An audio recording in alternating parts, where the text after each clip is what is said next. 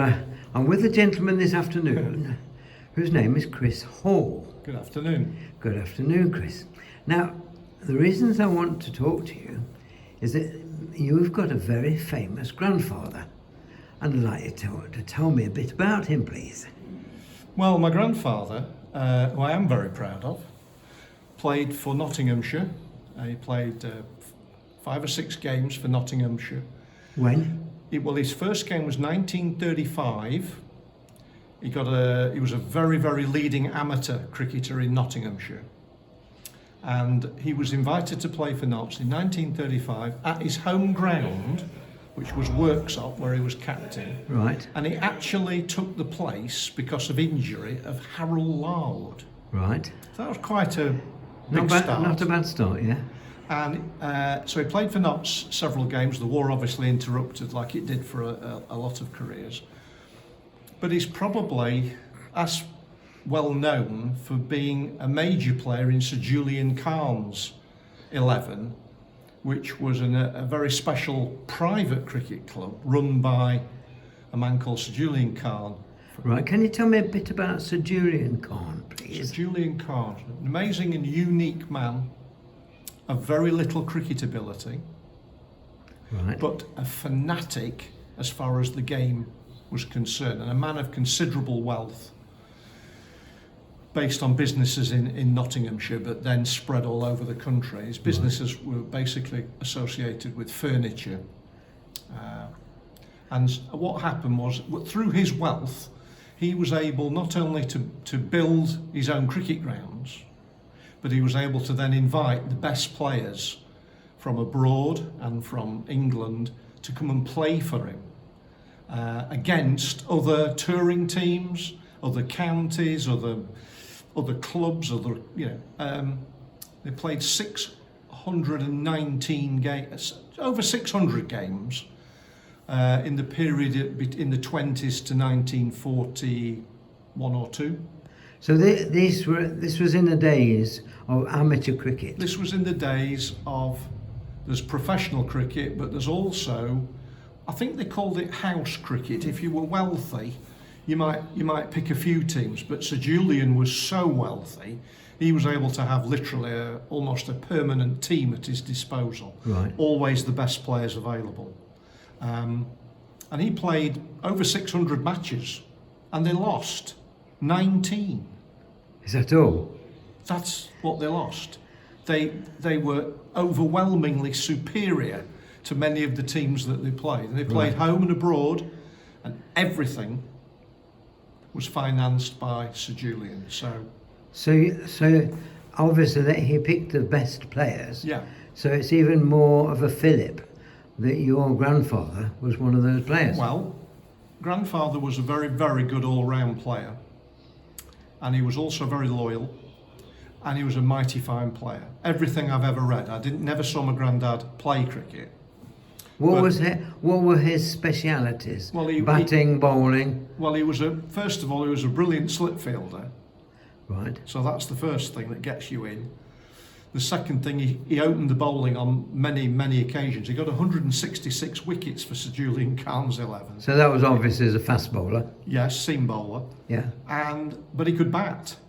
Yeah. And he did score centuries for Sir Julien's team. Right. Was he top order batsman, middle order? Middle order. Right. Middle order in his later life. Yeah. And he actually did get 100 against Sir Julien. Did he? Locally at West Park. Right. Because grandfather was the captain of the Bassetlaw League 11, and the fixture was Sir Julien Cahn's team versus the Bassetlaw League, and my granddad stayed loyal to the Bassetlaw League, and therefore he didn't play for Sir Julien's team, he played against them. Right. As captain of the Bassetlaw League. Right. And this is he and his partner, a man called Charlie Turner, they established the highest opening partnership ever achieved against Sir Julien Cahn's team. How much was that? It was 170 and a few. Right. In a very short period of time. Right. Grandad got 111 not out. Great. So obviously the other batsman was out first. Yeah, he was a very fine player. Right. And he was a leading amateur player. through college and then through Worksop Cricket Club. Then he was captain of Worksop. In his later life, after Sir Julian's team, he was captain of Retford, where he moved the family to, and that's where I live to this day. Right. Is that where Derek Randall learned his Derek trade? Randall comes from Retford, and, Yeah. and my granddad was very, very proud of Retford's association with Derek, Right. Right. as it was his son, my dad, Michael Hall, Right. who was Derek's captain and coach, and helped Derek get into the Notts setup. Okay. Right, now we've got some props here. I understand you've got the hat that your grandfather wore when he played cricket as part of the Sir Julian Cahn 11. Yeah, I'd love to have a look at that, please. Lean forward. Right, well, quite how this has survived from 1937 is a bit of a mystery. Can I have a look at the inside of it, The please? inside of it, yeah, it was obviously financed by Sir Julian. It's made in British India, so this is what you might call proper hat. But looking at the inside of that hat, that's not just been thrown together like a sun hat, has it? No, Yeah. this was to protect you as a fielder against the intense heat of, in this case, Singapore, Malaya, and also Ceylon, Okay. Sri Lanka as it is now. So without these in the field, you probably fry. Right. All of this was to the highest standards, which, as you say, Michael, that's the reason it's probably survived. Yeah. And these were given to every player on tour, and it's now in my possession as a family heirloom, you might say.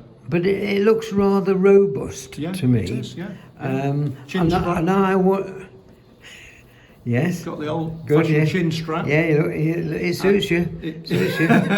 but it was to keep the glare off you, but mainly to keep the sun off the back of your neck. Yeah. Now we had a pre-chat about this, and because I made a stupid suggestion, was this a forerunner of the helmets that cricketers have today?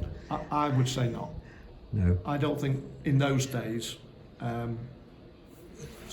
sort of protective equipment was in people's minds. So it wouldn't help the player much if the ball hit him It on the might head. deflect it, but I Yeah. don't think anyone ever went out to bat him one. Right. Yeah. It was purely to overcome the extreme heat and conditions that they were going to.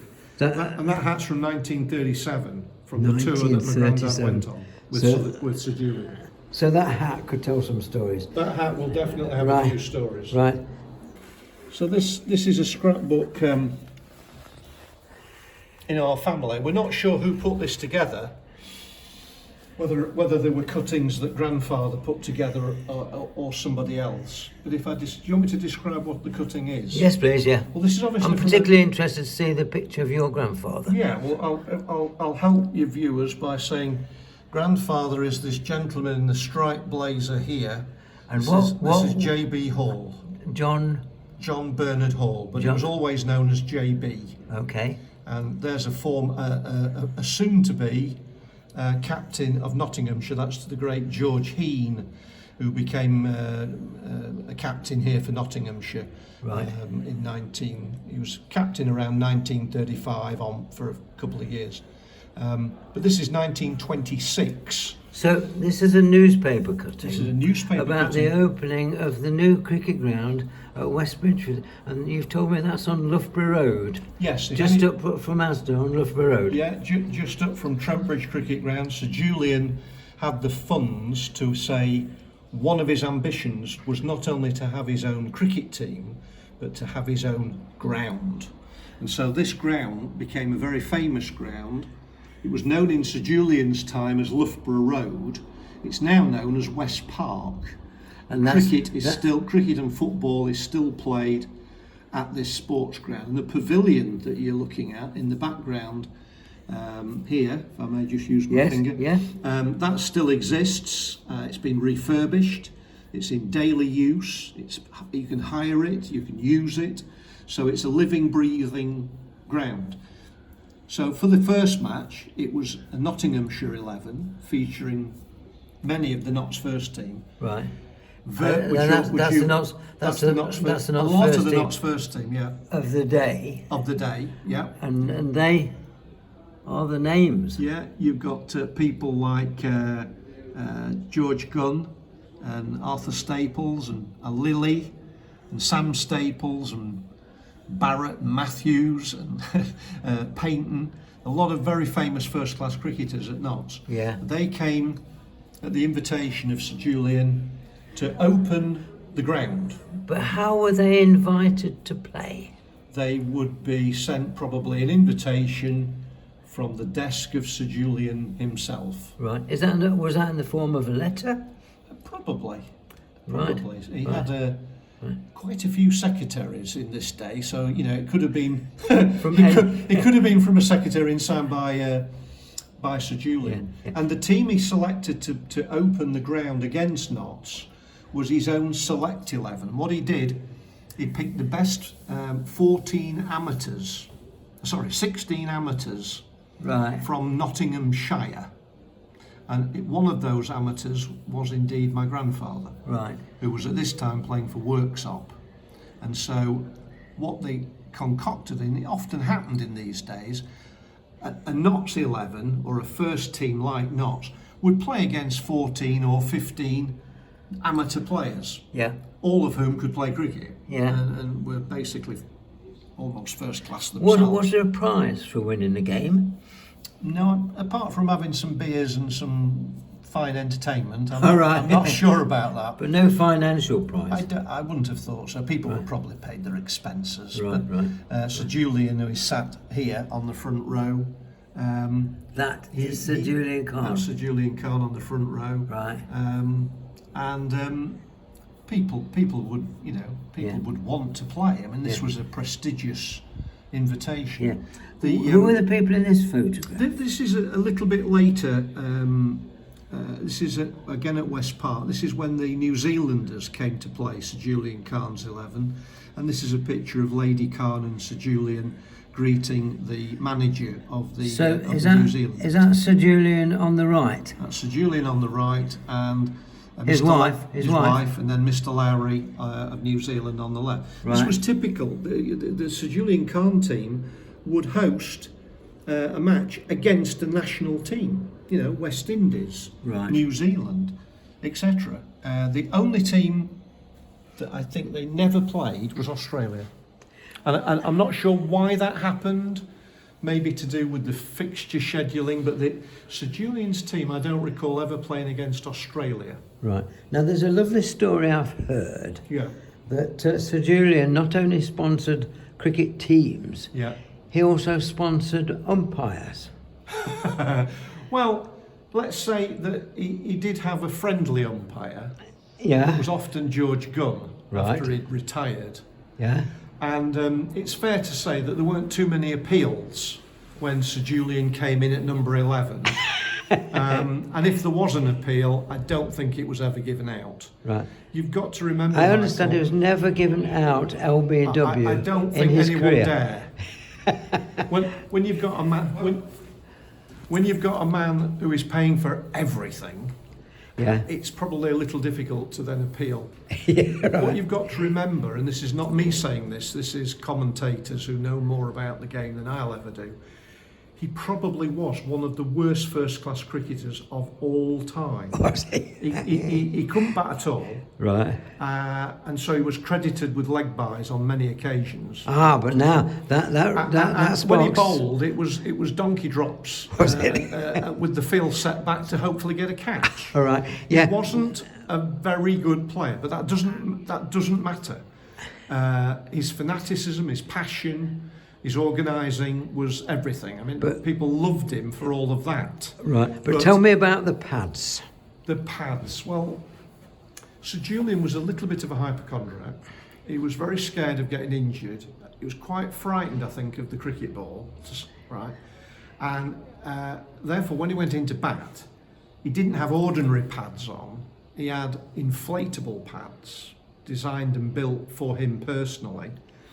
And his chauffeur, stroke butler, would pump the pads up before he went in to bat. Was this like on the boundary edge? This had been the pavilion. All right. Yeah. And then he'd come out at number 10 or 11 wearing these extremely oversized inflated pads. But a bit thicker than balloons. What yes. were they made of? Do you know? I really don't know. I bet you've not still got one. I don't think they exist. Right. I wish they did. It would be brilliant. Yeah. So of course he took then a position up at the crease where he would sort of be fairly square on, and if he missed the ball and it hit him on the pads, it certainly was never going to bowl him. Right. And there wouldn't be too many appeals, and if there was an appeal, probably was given not out anyway. Right. But it was Sir Julien did play in several games which were of first class status. But do you understand some of the games featured 12 players so that you could get a game? Yeah, yes. The minute they played more than 11, or they only played it over 2 days or whatever, the authorities looked at that and decided and decreed that it wasn't first class. Right. The shame of it is the quality of the players playing and of the cricket being played was first class. Right. It was high class. Right. So many of the Sir Julien games are credited as first class games. Therefore, Sir Julien has a first class career. Right. But a lot of the games were not. They were decreed as high standard, but not quite first class. Okay. Which is a shame, because clearly, when you look at the quality of people playing for and against, they were as high a calibre as any county match. So a lot of the results and scores of those games would be featured in the library at Trent Bridge, the Wyn Thomas Library. Yeah, I mean, in my possession, I haven't got it handy, Michael, but I've got every match that Sir Julien played by season. And really? I've got a lot of the scorecards. Good gracious. Not a complete set, of course, but I've got some.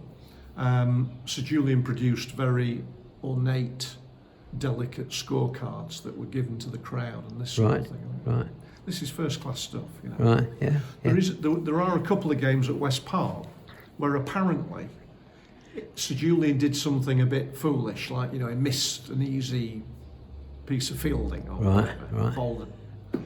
And there was a bit of noise from the crowd, who had all been let in for nothing. Right. And he stopped the game and ordered his, let's call them servants, but, you know, men lackeys, to clear the ground. Really? Clear the ground. That was the end of it. But they carried on playing, but without the spectators. I'm not having any barracking at my ground. Right. It's not polite, whatever. Yeah. And he cleared the ground, and then once all the fans, because they couldn't complain, they hadn't paid to come in. So they all left, and they restart the game. And apparently that happened on a couple of occasions. Did it really? Yeah. Absolutely amazing stuff. But there's amazing stories. Have you got the date of birth of your grandfather and date of death? My grandfather? Grandfather was born in 1903. If you let me look, I could find it, but it's 1903. Yeah. And he died in 1979. Right, so... At home in Retford. Right. In 1979. So 76 then, about when he died. Yeah. Well, it's a fantastic, interesting story. But you've got some other memorabilia about when they went on tour. I've got rooms full, Michael. It's embarrassing. Yeah. Well, we're down here at Trent Bridge. Yeah. In the Gary Sobers corner here at Trent Bridge. And you brought, and I thank you ever so much for bringing this stuff in. It's an absolute pleasure. And if you ever want to do any more, you know how to contact me, and we'll sit and chat and we'll do a bit more. Well, I've just got the book about Sir Julien Cahn. Right. The Enterprising Entrepreneur. Written by his the Enterprising Entrepreneur. Daughter-in-law? I was told granddaughter. Granddaughter, you're right. Yeah, granddaughter. Granddaughter. Yeah. So I only got that yesterday from and she actually came to my father's house, Michael Hall. Did she? And interviewed my father to get some of the detail and to get some of the stories.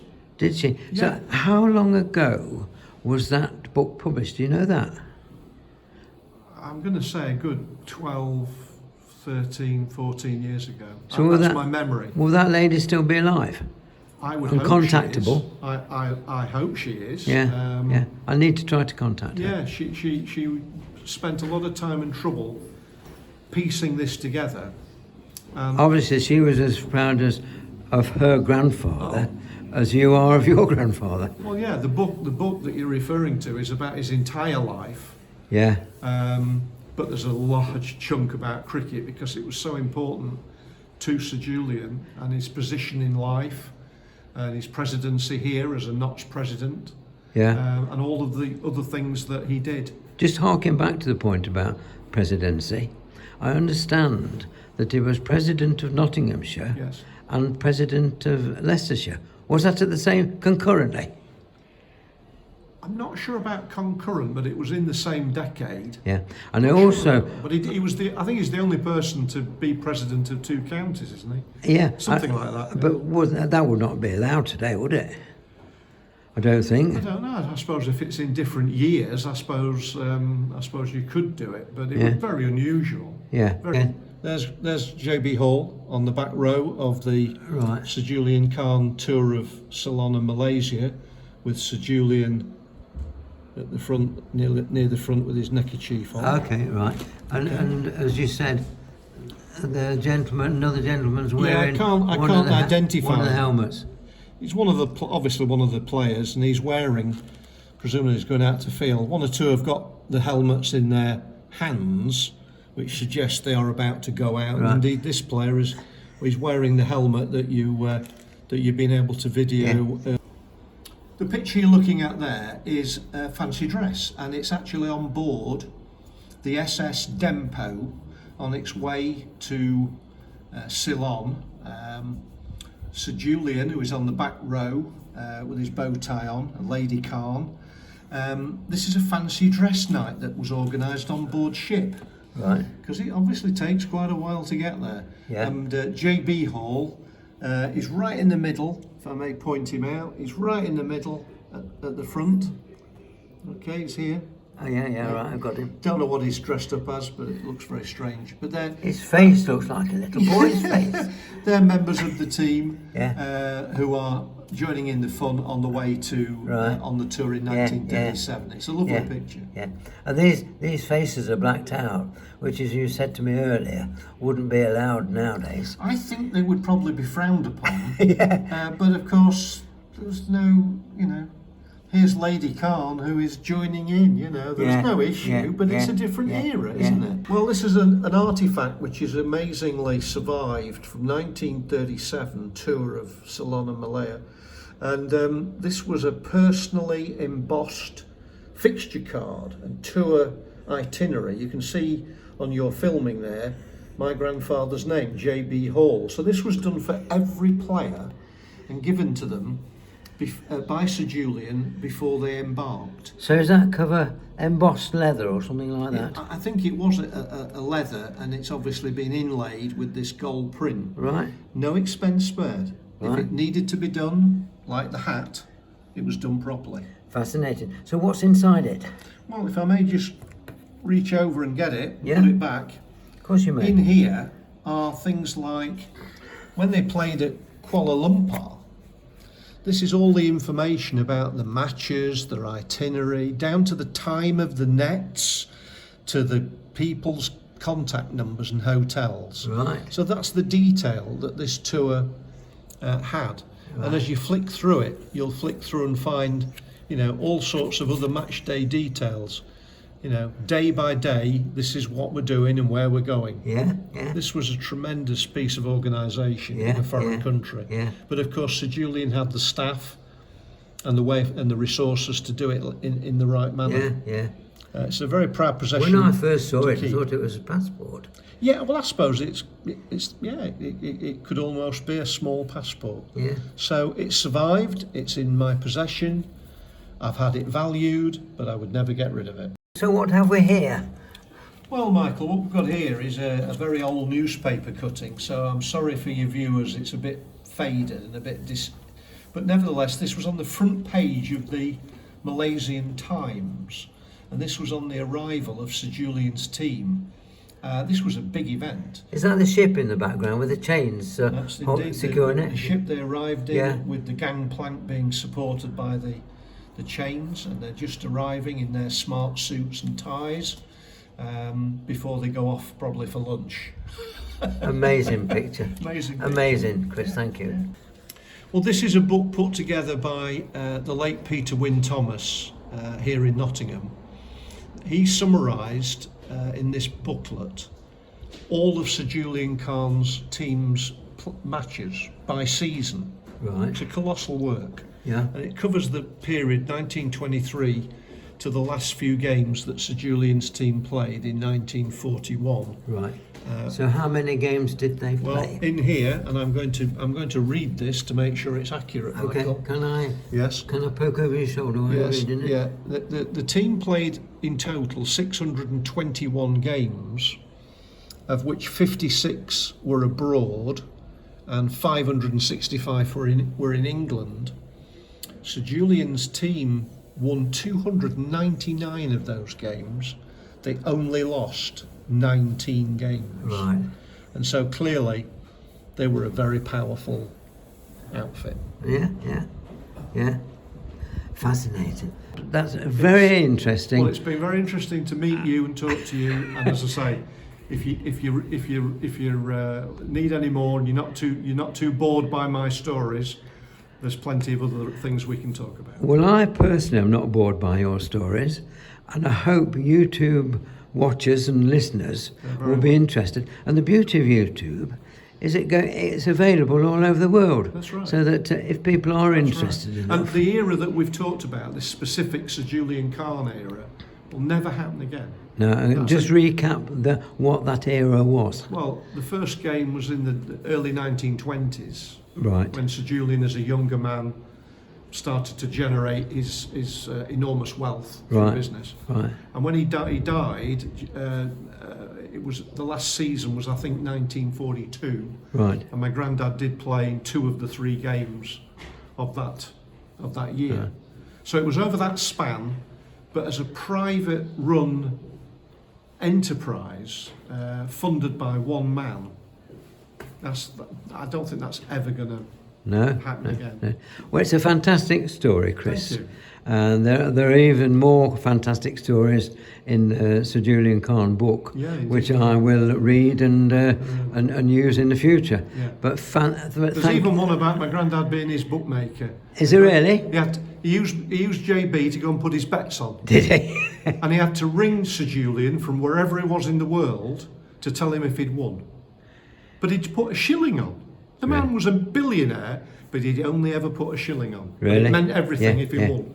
But then, I don't know whether it's got the right time to mention that here, but I understand that in the days when Baldwin was Prime Minister, there was a cash for honours scandal, wasn't there, involving Sir Julien Cahn? Oh. I couldn't possibly comment because I don't know the details. Right. But nothing ever surprises you when you look into the detail of things. Right. Who knows? Anyway, thank you very much indeed, All right, Chris. Michael. It's great. Thank you.